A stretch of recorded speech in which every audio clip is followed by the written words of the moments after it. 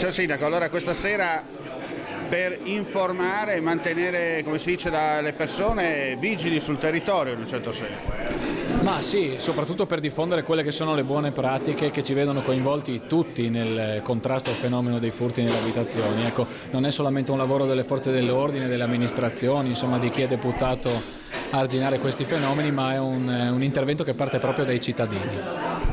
Abbiamo visto insomma tante persone che comunque hanno ascoltato con interesse quanto detto dal comandante della stazione dei Carabinieri di Mortegliano. Ma sì, la speranza è che poi i rapporti di vicinato che tanto fanno in questi casi possano aiutare a diffondere anche queste buone pratiche fra chi non era presente questa sera, quindi ci sarà sicuramente un seguito anche da parte nostra nei nostri canali informativi nel cercare di diffondere quella che è sostanzialmente la principale informazione, che è di contattare tempestivamente il 112.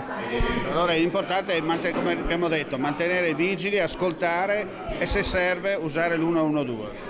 Se serve usare l'112 e soprattutto non perdere tempo, perché in tante occasioni abbiamo assistito a segnalazioni tardive, qualcuno pensa che la caserma magari il weekend sia chiusa e ha segnalato una cosa a 2 giorni di distanza. Ecco, queste sono pratiche che non aiutano i carabinieri ad intervenire, quindi quello che ci teniamo a dire è che la tempestività è fondamentale e importantissima.